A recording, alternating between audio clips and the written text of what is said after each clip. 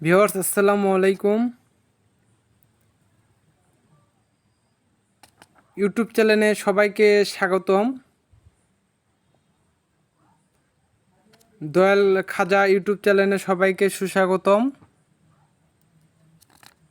তো এগুলো হলো 100 বছরের পুরনো খাতা।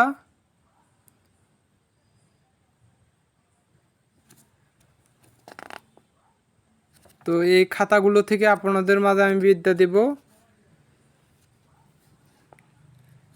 আপনাদেরকে আস্তে আস্তে দিব, ধীরে ধীরে দিব, অত তাড়াহুড়ো নেই।